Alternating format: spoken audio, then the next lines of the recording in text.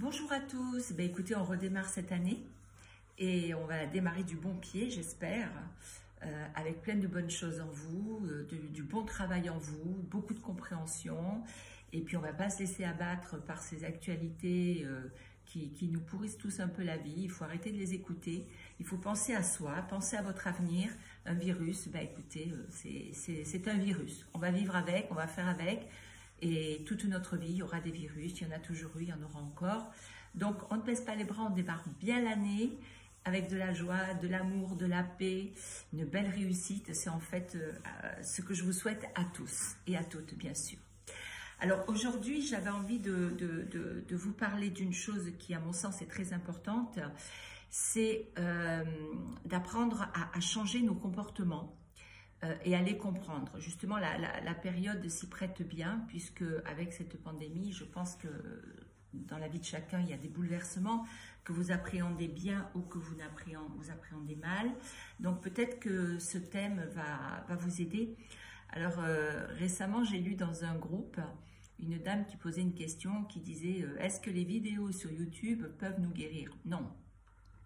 Je pense que chaque personne comme moi qui met des vidéos sur YouTube, c'est pas dans le but de vous guérir parce qu'on n'est pas des magiciens, mais c'est simplement vous donner des indications pour que vous puissiez mettre certaines choses en place, pour que vous puissiez comprendre peut-être mieux votre façon de fonctionner, pour que ça déclenche en vous de bonnes choses et que ça vous permette donc d'aller vers une réussite, une libération des comportements pour aller vers une meilleure vie.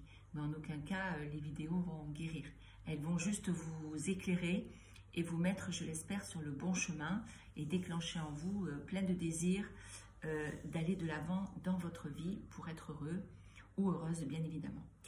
Alors, ce que je voulais vous dire aujourd'hui, c'est apprendre à changer nos comportements et à les comprendre. On a plein de schémas. Alors, les schémas, à quoi ça correspond? Ça correspond à des croyances qui sont imposées en nous, qui sont installées en nous et qui constituent en quelque sorte une façon dont une personne va les percevoir, dont vous allez les percevoir, chacun à notre manière, et en même temps comment on peut les comprendre. Alors les schémas se construisent bien sûr à partir d'expériences de notre vie, vécues, donc depuis notre enfance, et on a des croyances, et ces croyances, ou schémas comme vous voulez, se sont installées par rapport à ce qu'on a cru, voir, comprendre, entendre, et on vit avec, on fonctionne avec, ce sont en quelque sorte nos repères de fonctionnement, on va dire.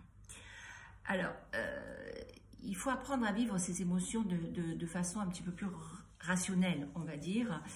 Vous ne pouvez pas changer votre façon de penser tant que vos comportements restent les mêmes. Alors, il est donc impératif, si vous voulez, de travailler autant sur vos comportements que sur votre manière de penser. Ça, c'est quelque chose qui est lié. Donc, c'est quelque chose d'important. Alors, ce ne sont pas, moi je dis souvent que ce ne sont pas les choses qui vous nuisent, mais le regard que vous accordez aux choses, en fait. Et c'est ce que vous décidez de regarder, la manière dont vous décidez de le regarder qui va vous nuire.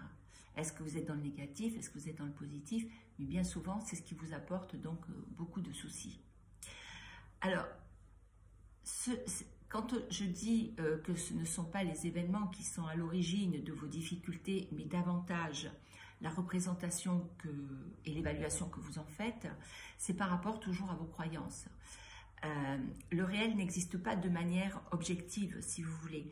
Le réel est la construction de votre esprit à travers vos représentations. Alors, par exemple, vous tirez des conclusions hâtives à partir d'informations insuffisantes. Par exemple, quelqu'un vous critique. Donc, votre réaction, ça va être une réaction peut-être d'autodéfense.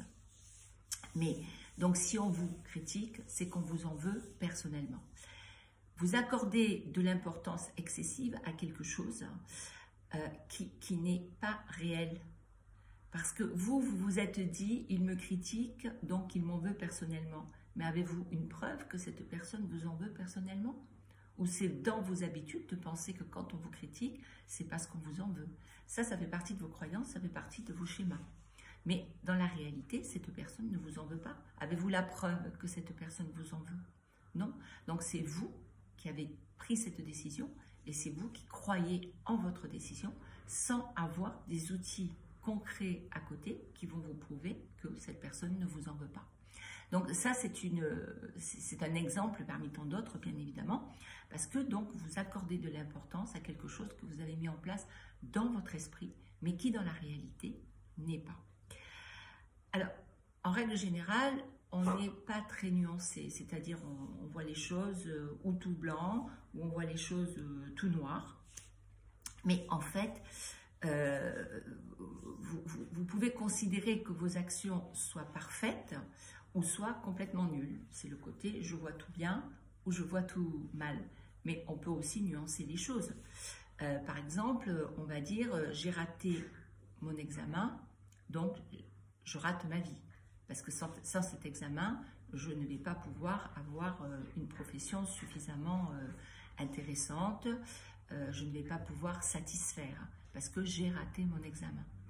Alors là, si vous voulez, quand on réfléchit à ça, dans la réalité, en fait, c'est quoi le problème? Vous avez raté votre examen, mais il y a peut-être d'autres options.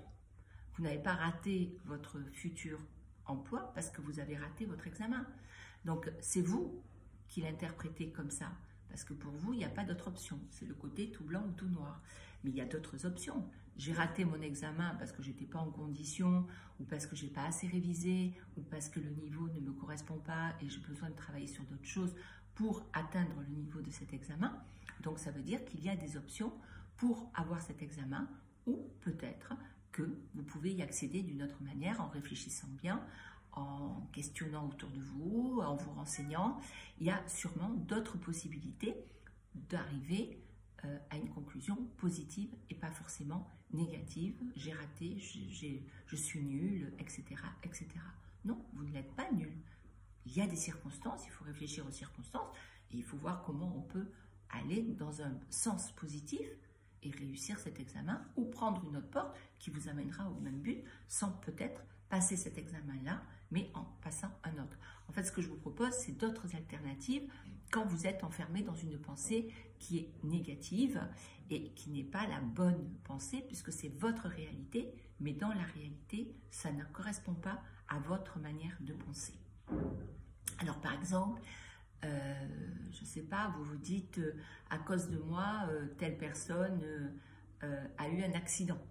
Admettons que vous aviez rendez-vous avec quelqu'un, cette personne vous disait « Oh, j'ai pas trop envie ce soir », bon, vous avez dit « Allez », vous l'avez un peu baratiné, « Ok, je viens ». En route, qu'est-ce qui se passe? Boum, accident. Vous allez rentrer dans la culpabilité, vous allez dire « C'est moi, c'est de ma faute à moi, parce que si je ne l'avais pas forcé à venir, cet accident n'aurait pas eu lieu ». Mais pourquoi cet accident n'aurait pas eu lieu? Il aurait pu avoir lieu d'une manière complètement différente, et s'il ne l'avait pas eu aujourd'hui, mais il l'aurait peut-être eu demain. Qu'est-ce que vous en savez? Donc dans votre réalité à vous, c'est vous la coupable, ou le coupable bien sûr, mais dans la réalité de la vie, personne n'est coupable. Ça fait partie de sa destinée, ou ça fait partie de quelqu'un qui n'a pas été attentionné et ils se sont rentrés dedans, ou lui-même n'a pas été, ou elle-même n'a pas été attentionnée. Il y a 10 000 raisons à ça. Donc vous ne pouvez pas vous culpabiliser et prendre cette responsabilité sur vous. C'est le côté, je nuance ma façon de penser, je ne me culpabilise pas parce que je ne suis pas responsable de cet accident. C'est la vie, c'est comme ça, cette personne a eu un accident. Bon, ben voilà. Mais ce n'est pas parce que vous avez insisté pour qu'il vienne ou qu'elle vienne vous voir que l'accident a eu lieu. L'accident aurait eu lieu de toute façon, d'une autre manière. Et si ce n'est pas aujourd'hui, c'est demain. C'est comme ça, c'est la vie. On ne peut pas tout expliquer dans la vie. Et il ne faut pas non plus chercher à tout expliquer. Et surtout, éviter de prendre sur soi des choses négatives pour se charger encore davantage et nous amener à des conclusions qui n'existent pas, qui existent dans votre réalité, mais qui ne sont pas dans la réalité, parce que là encore, vous n'avez pas la preuve que si cette personne, peut-être demain, ou dans la soirée, ou plus tard, aurait pris sa voiture, il aurait eu le même accident. Est-ce que vous le savez, vous? Non. Donc, dans votre réalité, vous l'interprétez, mais dans la réalité de la vie, vous ne pouvez pas l'interpréter, puisque vous n'en avez pas la réponse. Donc ça fait partie des mauvais schémas. Donc, si vous voulez, c'est pas bon de réfléchir comme ça parce que vous vous faites du mal et vous vous enfermez et vous vous coulez dans des pensées négatives au lieu d'accepter qu'on peut faire différemment dans sa manière de penser. Vous êtes quotidiennement l'objet d'une estime et d'une approbation sincère de la part des autres. C'est-à-dire que il ne faut pas attendre l'approbation de qui que ce soit pour quoi que ce soit. C'est-à-dire que les gens pensent ce qu'ils veulent, ils sont libres. S'ils ont envie de penser que vous n'êtes pas belle ou pas beau, c'est leur problème à eux. En quoi ça doit vous impacter? Si les autres ne vous aiment pas parce que quelqu'un va vous trouver arrogant, est-ce que cette personne vous connaît pour savoir si vous êtes arrogant? Non. Donc cette personne a mis en place ses croyances à elle. Mais est-ce qu'elles vous correspondent? Non. Alors où est le problème? Pourquoi doit-on toujours plaire à tout le monde? Pourquoi doit-on toujours satisfaire tout le monde? Est-ce qu'en étant dans la satisfaction permanente pour l'autre, pour attirer cette attention, si vous voulez, pour avoir cette estime, est-ce que ça va changer quelque chose dans vos rapports avec la personne? Non. Pour vous, c'est un réel effort, c'est un travail au quotidien, vous vous épuisez, vous vous fatiguez, vous êtes toujours en train de fournir pour avoir l'approbation d'une autre personne ou le regard d'une autre personne. Mais la vie, elle ne fonctionne pas comme ça.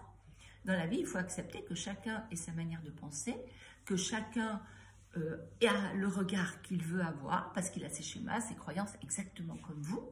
Il faut l'accepter, il faut vous dire, ben voilà, je n'ai pas à prouver quoi que ce soit, je n'ai pas à me comporter comme ça pour avoir de l'approbation de l'autre, ou de la sincérité de l'autre, ou je ne sais pas, je n'ai pas à faire autant d'efforts. Les choses entre nous doivent se faire naturellement. Ou vous connectez avec une personne, ça match, ça se passe bien, comme on dit, on est sur la même longueur d'onde, on se comprend, on est dans l'échange et ça fonctionne. Ou si vous êtes obligé de rentrer dans l'effort pour communiquer avec cette personne ou avoir une interaction avec cette personne, c'est que l'échange n'est pas bon.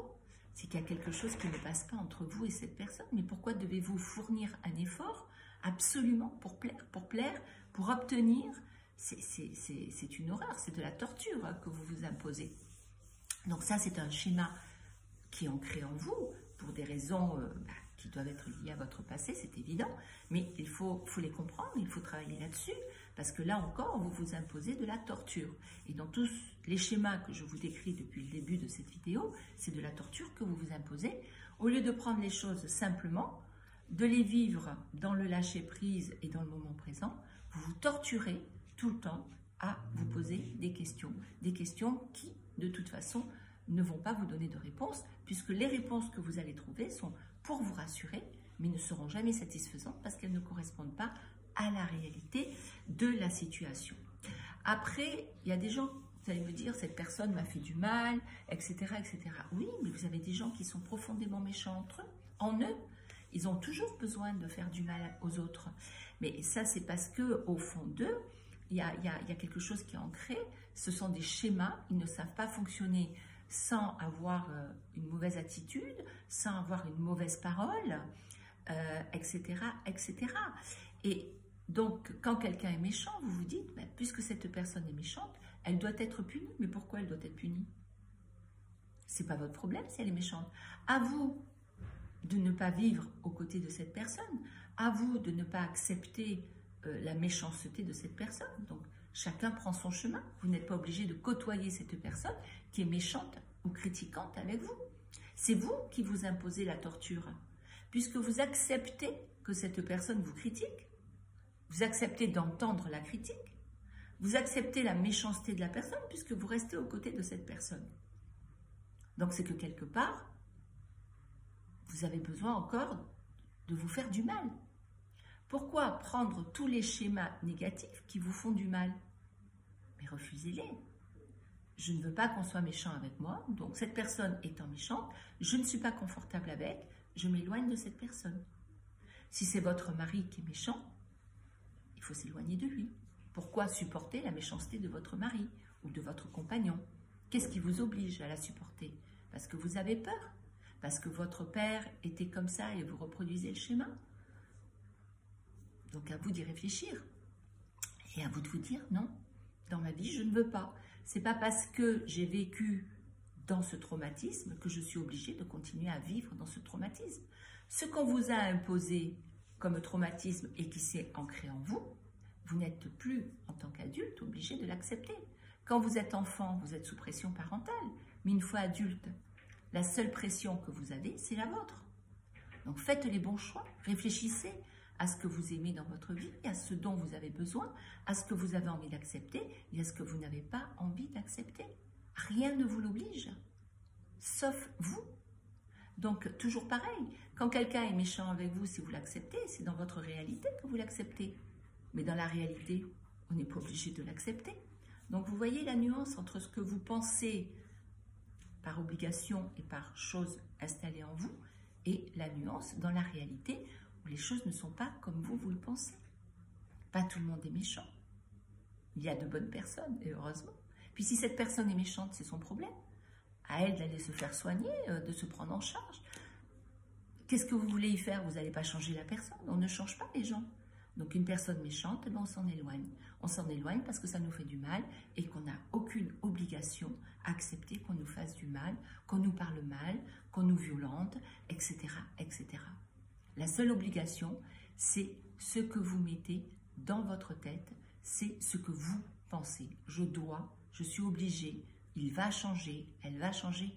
Non, il n'y a pas de je dois, il n'y a pas de je suis obligée et il n'y a pas de la personne va changer. Ça, c'est dans votre pensée. Mais dans la réalité, c'est pas ça. On prend que ce qu'on a envie de prendre et on peut prendre les bonnes choses et on peut se passer des mauvaises choses si, bien évidemment, on le décide. Ensuite, quand les choses dans votre vie ne se déroulent pas comme vous le voudriez, alors vous avez des gens qui vont être extrêmement positifs, heureusement, et qui vont dire, bon, ben, ça ne s'est pas passé comme j'aurais souhaité, mais bon, il y a peut-être une autre alternative. Et puis, vous avez des gens qui ne voient jamais le verre à moitié vide ou à moitié plein, et qui vont être dans le négatif et monter en épingle cette situation. Oui, voilà, tu vois, je voulais que ça se passe comme ça s'est passé comme ça se retourne contre moi, c'est patati, c'est patata. Donc là, on rentre encore dans un schéma de votre manière de penser. C'est que si je n'ai pas obtenu, c'est que j'ai de la malchance, c'est que la vie ne me fait pas de cadeaux, c'est qu'il y a des esprits sur moi, c'est que je ne sais quoi. Hein, je veux dire, il peut y avoir des tas de choses dans votre façon de penser par rapport à vos croyances et à vos schémas que vous allez mettre sur cette situation.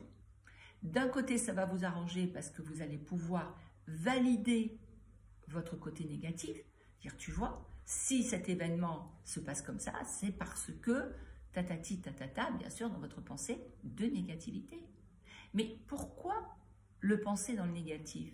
Si cet événement ne s'est pas passé comme vous le souhaitez, ben, peut-être que finalement c'est une bonne chose. Peut-être que l'événement, il faut le regarder différemment, la démarche, la regarder différemment, et que derrière, il y a quelque chose de positif que vous n'avez pas vu.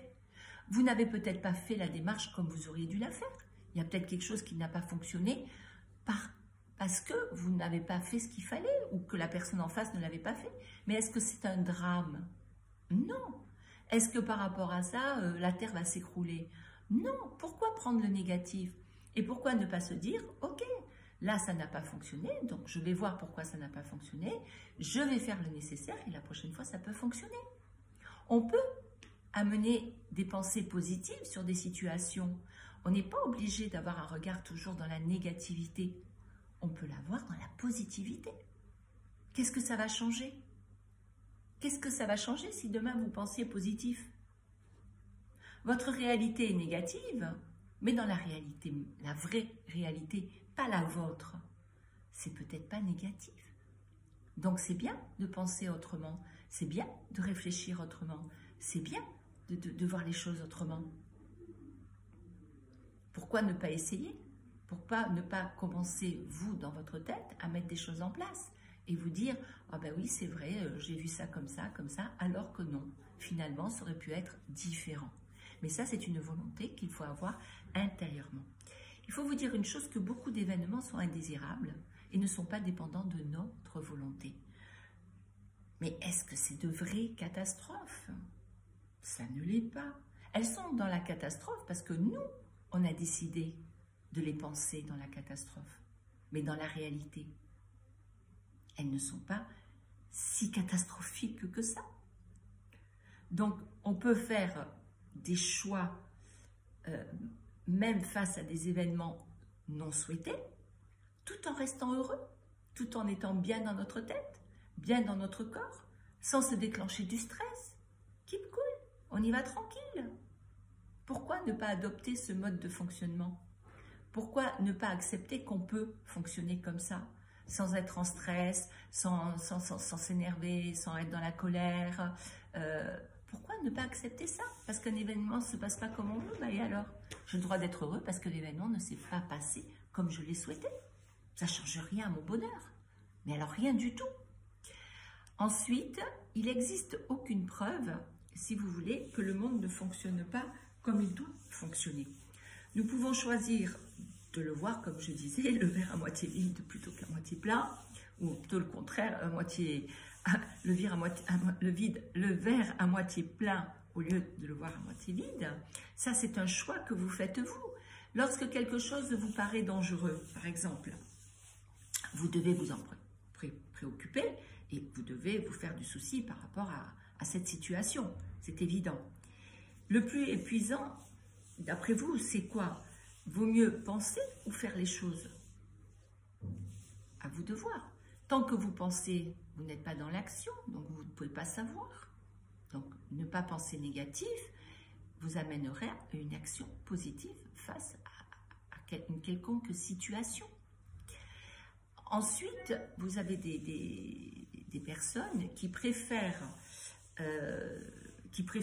éviter certaines situations au lieu de les affronter. Parce que la difficulté, pour eux, c'est quelque chose qui n'est pas surmontable. Et donc, ils vont confier cette difficulté aux autres. Donc, ils sont dans la fuite de la réalité. Donc, ils ne veulent toujours pas cette réalité, ils ne veulent pas la voir, ils ne veulent pas l'entendre. Donc, ils préfèrent rester, même pas dans la neutralité, parce que dans cette histoire de refus de prendre en charge un conflit, par exemple, qui peut être pris sans vraiment être un conflit, même si la personne en face de vous est conflictuelle, vous n'êtes pas obligé de rentrer dans ce conflit, vous pouvez répondre très calmement et très sereinement, mais en même temps, vous pouvez ne pas éviter la situation, vous pouvez ne pas la fuir, vous pouvez l'affronter. Donc, si vous vous mettez à affronter les choses, ça sera beaucoup plus valorisant pour vous, ça sera beaucoup plus nourrissant, parce qu'en même temps, vous vous sentirez mieux, vous aurez libéré quelque chose en vous au lieu de le fuir. Alors que si vous le fuyez, vous allez le ressasser. Pourquoi j'ai fui? Pourquoi j'ai pas osé? Pourquoi j'ai confié cette charge à quelqu'un d'autre? Pourquoi je me suis dédouanée sur quelqu'un d'autre? Pourquoi je ne l'ai pas fait moi? Pourquoi je ne suis pas capable? Mais vous êtes capable. Qui vous a dit que vous ne l'étiez pas? C'est vous. C'est tout simplement dans votre réalité que vous n'êtes pas capable. Mais si vous allez chercher au plus profond de vous, et si vous faites la tentative, vous verrez que vous êtes capable. Parce que vous le pouvez. Mais votre façon de penser et votre schéma est de je me dédouane, parce que vous êtes rentré dans cette facilité de comportement, mais en même temps, cette facilité de comportement ne vous rend pas heureux. Cette facilité de comportement vous gêne, parce que vous n'avez pas fait face à quelque chose, vous vous êtes appuyé sur l'autre pour qu'il le fasse, donc quelque part, vous vous sentez pas heureux, quoi. Vous ne vous sentez pas fier de vous, de ne pas avoir été à la hauteur de régler cette situation. Donc ça, c'est un point sur lequel il faut réfléchir. Après, il y a d'autres situations où vous vous reposez toujours sur l'autre. C'est la même chose. Donc vous vous reposez sur quelqu'un d'autre parce que vous pensez que cette personne a les capacités et vous pensez que vous ne les avez pas. Ça, c'est dans votre réalité à vous. Peut-être que la personne sur laquelle vous vous reposez n'a pas plus de capacité que vous. Simplement, elle fait face à la situation, elle ne la fuit pas. Mais ses capacités sont exactement les mêmes que vous. Donc c'est à vous à sortir de cette réalité de non-pouvoir pour accepter que vous pouvez.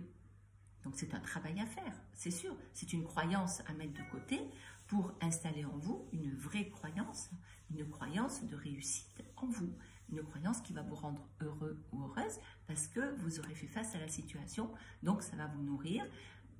Après, peu importe la manière dont vous allez faire face. Vous faites comme vous pouvez. On ne vous demande pas d'être quelqu'un de surhumain avec des possibilités extraordinaires. Vous les avez, vous aussi, les possibilités. Donc vous faites avec votre manière de penser, votre manière de parler, avec votre gestuelle, avec ce que vous pouvez. Mais dans la réalité, vous pouvez. Donc il ne faut arrêter de penser que vous ne pouvez pas parce que vous vous rendez malheureux ou malheureuse du fait de vous freiner et de vous dire que vous ne pouvez pas.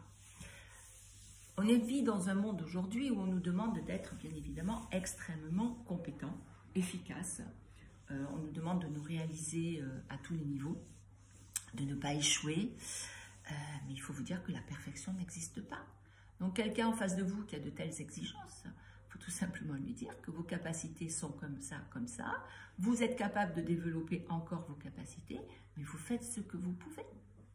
Et que si cette personne a des exigences et que ces exigences ne sont pas satisfaites, c'est que lui-même a des points de faille très importants. Parce que les gens les plus exigeants sont en général les gens qui ont le plus de faiblesses.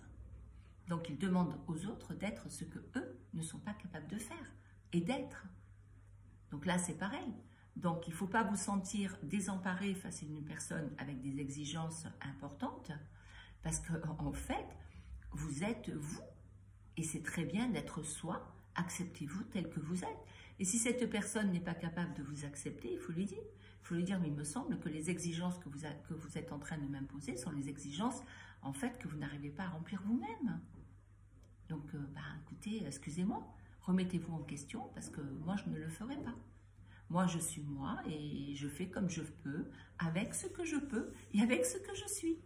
Je tends à m'améliorer tous les jours, mais la plus belle fille au monde ne peut donner que ce qu'elle a. Donc ça, c'est quelque chose qu'il ne faut pas avoir peur.